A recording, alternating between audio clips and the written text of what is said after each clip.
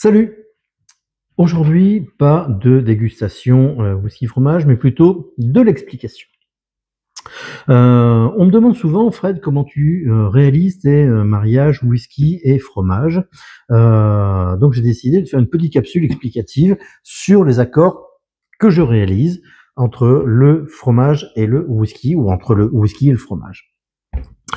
D'abord, la première des choses, c'est effectivement de connaître les partenaires qui vont rentrer dans le mariage. Donc de connaître leur puissance. Par exemple, tu ne mets pas un whisky fort avec un fromage léger, sinon tu perds le fromage. Tu ne mets pas un bleu corsé avec un whisky trop léger, sinon cette fois-ci c'est le whisky que tu vas perdre dans la dégustation ou dans l'accord.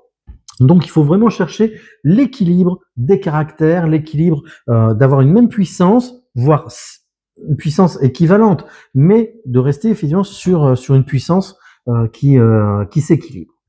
La deuxième chose, c'est la texture. Alors, le fromage, c'est de la matière, c'est de la pâte molle, de la pâte dure, de la croûte lavée, etc.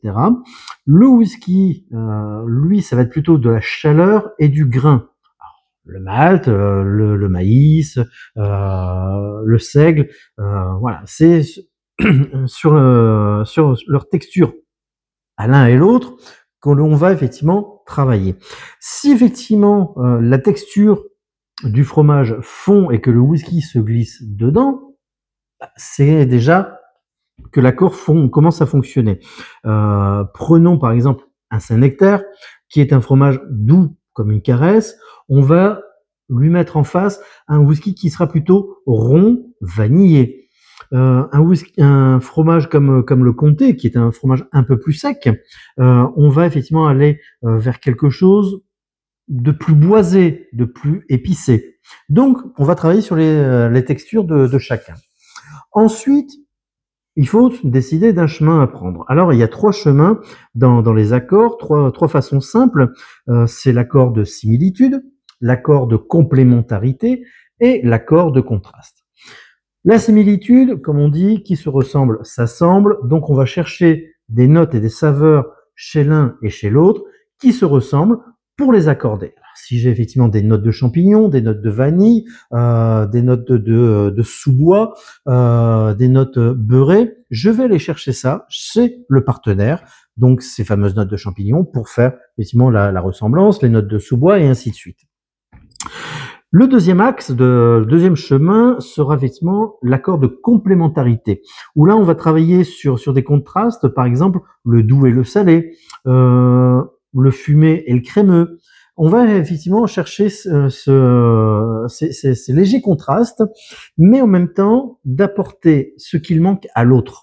Du moins on va tenter. Alors c'est pas la voie la plus facile sur les trois d'amener la complémentarité de ce qui pourrait manquer soit sur le fromage, soit sur le whisky.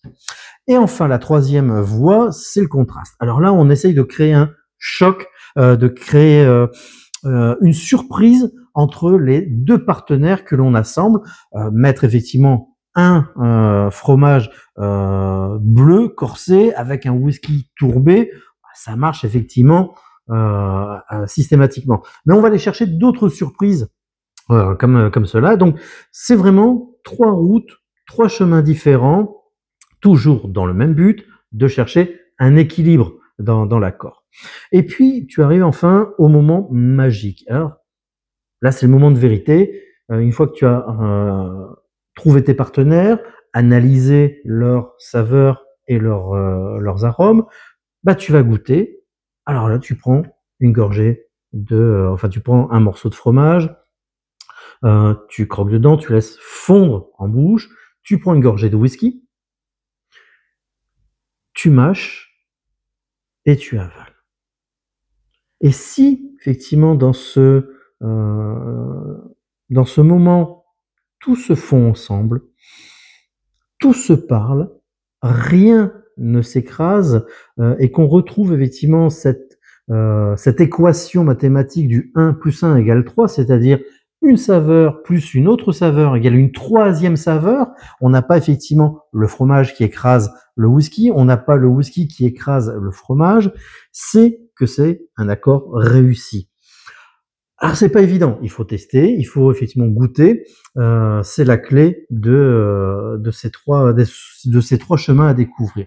Donc ce qu'il faut retenir finalement dans un accord whisky fromage, que le bon accord en fait c'est 90% d'équilibre et il y aura 10% de magie. Il n'y a pas de hasard, c'est pas un fromage que je pose à côté d'un whisky. C'est absolument pas comme ça que ça fonctionne. Sinon, ce serait trop facile à réaliser. Non, non, il y a vraiment un travail qui est fait. Et donc, de cette magie, il faut savoir écouter ce que tu manges. Il faut savoir écouter ce que tu bois pour réaliser cette magie. Après, le reste, c'est juste du plaisir. Voilà. C'est effectivement la manière dont je travaille sur les accords whisky et fromage. Donc, il faut goûter. Il faut effectivement trouver les caractères, trouver les équilibres, leurs textures, les accorder, choisir une voie de similitude, de complémentarité ou de contraste. Et puis après, il y aura 10% de magie. Voilà comment je fonctionne. Allez, à bientôt.